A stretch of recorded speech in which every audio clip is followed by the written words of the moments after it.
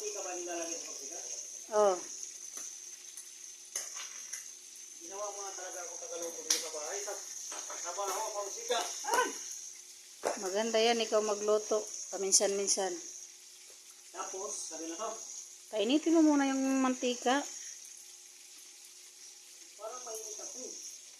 Sige, ilagay mo yung kamay mo. Lahat? Sabay-sabayin? Huwag nga, painitin mo muna yung mantika.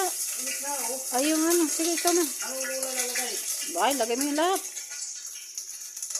Ano na siguro?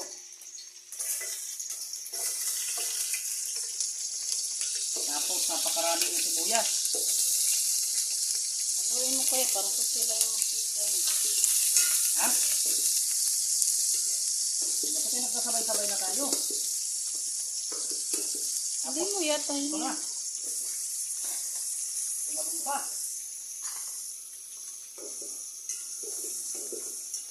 Ano na kasunod?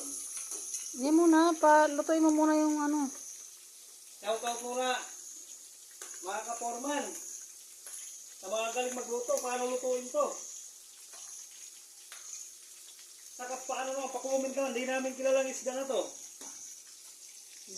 Kung anong, ano nito? Ang tawag dyan? Fish ba o fishball?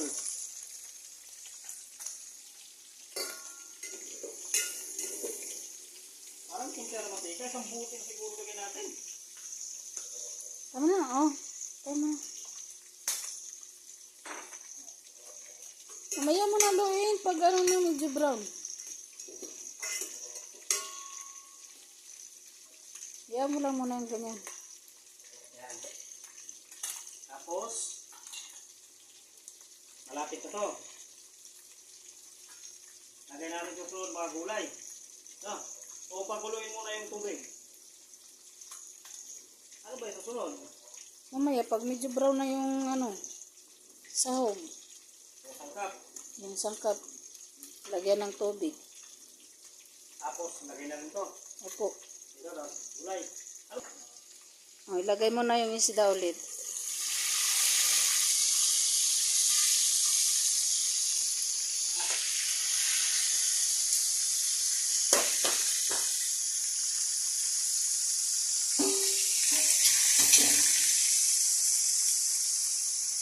Tama lang siguro golden brown.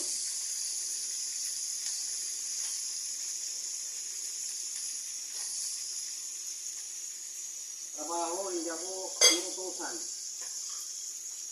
Dito sa bahay, kusunero. Uy, ngayon ka lang nagluto. Salamat sa pagod ako. Naglutang-lutang na sa mantika. Di pa yan lang, dami kasi mantika nilagay mo. Kanina, kukunti. Ngayon, marami. Ganun talaga yung mga chef.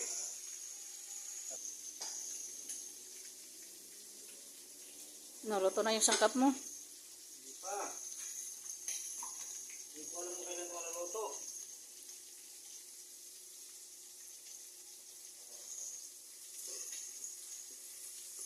Hindi pa nga tutong na eh.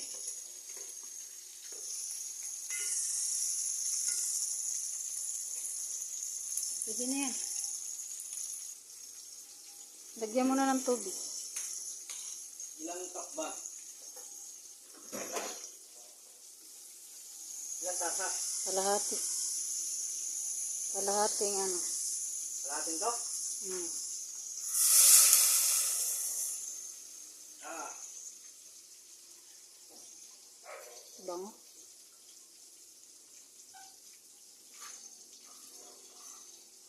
Dalawa.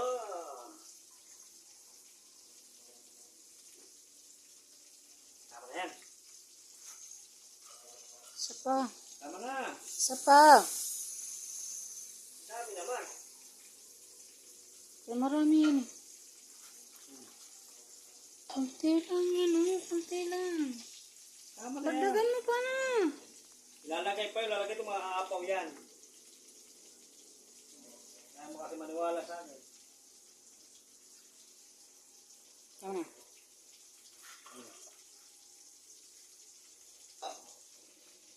Takpan mo na. Palit-palit lang pag may kain.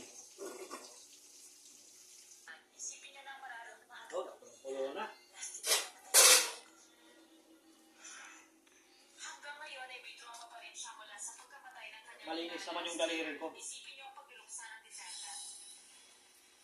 Nasa hearing pa ako noon, paano ko masasagot? Hindi ba bukas yung interview mo para sa public defender? Nakapaganda ka na ba? Wala. Basta maganda ka. Lagyan na lahat. Tapos, lagyan natin mga idol yung siling manas. Ang sako. Isang kilo lang yan. Grabe naman yung isang sako. May na kontra. Good morning, honorable judges. Ang defendant na si Stephen B. ay inaamin ang kanyang kasalanan at Puno na. bukas nito ang Hindi pinagsisisihan. ko na alam kung saan ko ilalagay yung iba. Kaya may kapulang. Huwag mo na lang ilagay yung tatlo para bukas. Sa kasalukuyan ng defendant ang Sana. mag-isip ng buhay sa nanay niyang matanda na.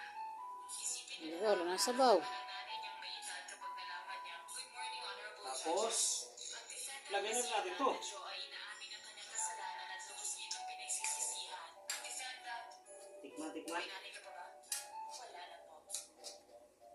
Ang defendant ay maagang na ulila sa ina at matagal na namumuhay sa kalungkutan. Isipin niyo na mararang maagang na ulila.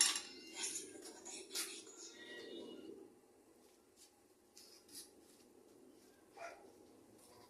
Abang.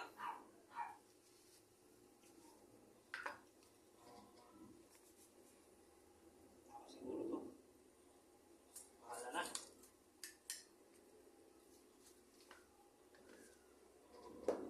Tapos,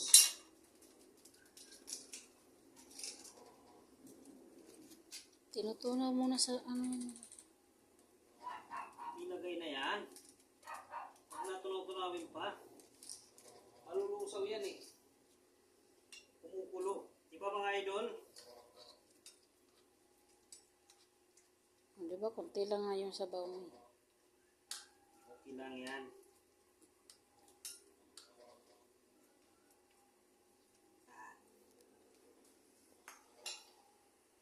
Sabay mo na yung pichay. Hindi natin ang pitsay. May kasama pang tuyok ng dahon. Lasa ulit.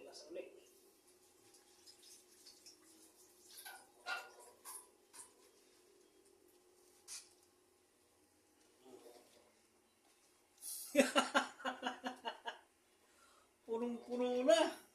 Kay kulang nga kasi tubig mo. Sakto lang.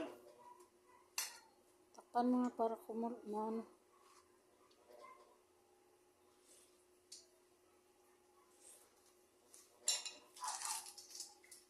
Hindi ko maintindihan lasa. Lagyan natin ng pampasarap.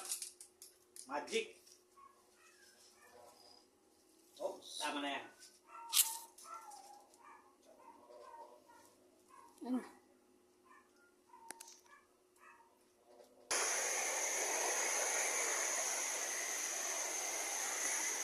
Okay na? Maluluto na to. Inaabot na lang ulit sa pagluluto. Wow! Ang alak!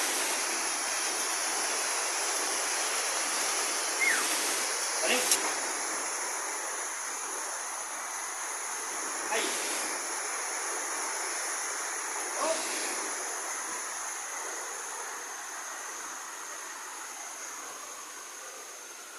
Hey!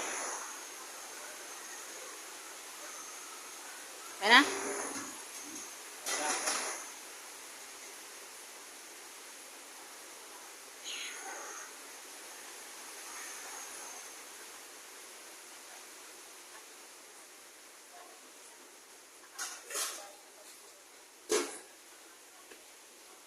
Then, Wala. Nasaan? Lalim ng isda.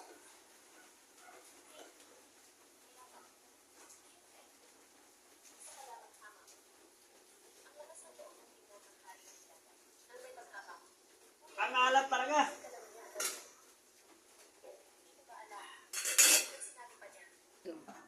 Idol, hindi ko na ipapakita yung pagkain namin kahit hindi masarap eh.